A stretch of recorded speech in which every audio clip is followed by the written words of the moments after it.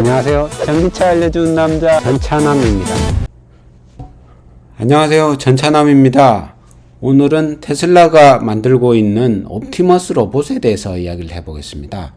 이번에 그 옵티머스 젠2를 발표를 했죠. 지금 여기 옆에 있는 요게 옵티머스 젠2 2세대 옵티머스라고 할 수 있는데요. 요거는 이제 1년 전에 처음 이제 공개했던 완전 초보적인 그런 수준의 이제 옵티머스였고, 젠1을 거쳐서 젠2가 이제 이번에 공개가 됐는데, 이번에 젠2 관련돼서 거의 한 두 번째 정도 되는 그런 영상을 공개를 했어요. 첫 번째 영상에서는 그 계란을 이렇게 들고 이렇게 만지고 하는 그런 영상이 공개가 됐었는데, 이번 영상은 옷을 개는 영상이에요. 빨래를 이렇게 다 한 다음에 옷을 이렇게 내서 개는 거죠. 근데 이게 뭐 사람이 하면 그냥 이렇게 하면 되는데, 이런 그 로봇은 기계잖아요. 기계가 이렇게 아주 좀 어떻게 보면 정교하다고 할 수 있는 이런 그런 행동들을 쉽게 이렇게 하는 이걸 보니까 옵티머스가 상당히 이렇게 발전이 많이 됐구나. 그래서 이건 사람이 하는 일이잖아요. 사람이 하는 일을 이제 그 옵티머스가 앞으로 해야 되는데, 그걸 하기 위해서 많이 이렇게 교육도 받고 해서 상당히 실생활에 이제 쓸 수 있는 그런 로봇으로 지금 많이 다가갔구나, 이런 걸 이제 알 수가 있는 거죠. 그러기 위해서 테슬라 같은 경우에는 이 손을 잘 만들었잖아요.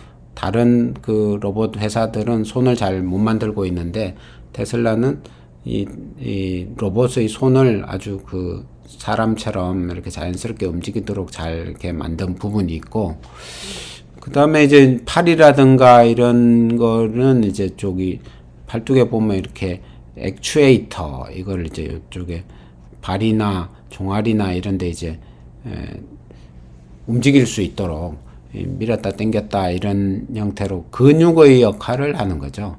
이런 거를 이렇게 잘 만들어서 지금 하고 있다는 거를 지금 보여주고 있는데, 이만큼 옵티머스가 개선이 됐다, 이런 이제 그거를 이제 보여주는 거겠죠.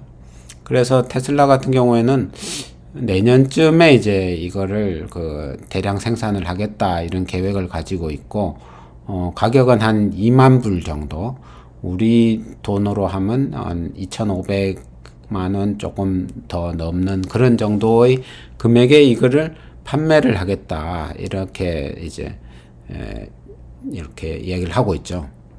그래서 예를 들어 뭐 환율이 되게 올라서 그게 한 3천만 원 정도 된다 치면, 3천만 원으로 이런 거를 하나 이렇게 사기에 괜찮을까라는 이제 약간의 그런 생각이 드는데, 이 3천만 원이라고 하면 좀 그렇게 숙련이 안 된 사람의 한 해 연봉 정도 된다고 생각이 돼요. 그래서 사람 한 사람 쓸 거를 이제 여기 로봇 사는 데다가 투여를 하는 거죠. 근데 이런 것들은 뭐 돈을 전체를 다 주고 살 수도 있고, 할부라든가 리스라든가 뭐 이런 형태로도 살 수가 있겠죠. 그래서 이런 그 실생활에 그 주로 이제 보면 사람이 하기 싫은 일을 먼저 할 것 같아요.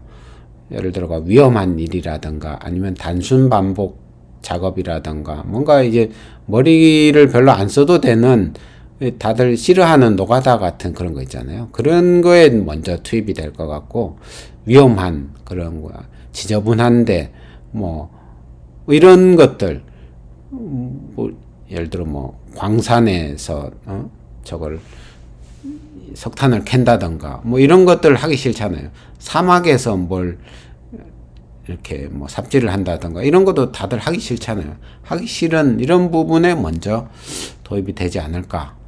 그리고 뭐 화분이라든가 이런 정원을 조경을 관리한다던가 뭐 이런 것들, 뭐 식물을 키우고 물을 주고 뭐 이런 것들, 이런 그 단순하지만 해야 되는 그런 일들에 이제 많이 투입이 되지 않을까 하고요. 이런 식으로 그 테슬라는 되게 빠르게 인공지능도 이제 개선이 되면서 로봇이 사실은 인공지능이잖아요. 인공지능이 빠르게 이제 발전해 가서 로봇도 되게 똑똑해지고 사람이 하는 일들을 이제 다 쉽게 이제 배워서 할 수 있는 그런 시대가 지금 아주 빠르게 지금 오고 있다. 이런 부분이고요. 요 부분에 대해서 한번 이야기를 해봤고, 또 다른 거는 그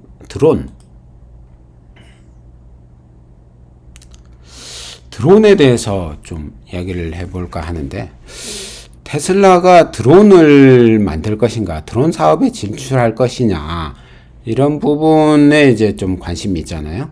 근데 테슬라가 새로운 영역에 진출하기에 드론은 되게 매력적인 곳이다, 영역이다, 이런 생각이 들고요. 스페이스X를 이제 저걸 해서 로켓을 계속 쏘고 있잖아요. 스타링크를 해가지고 쏘고 있는데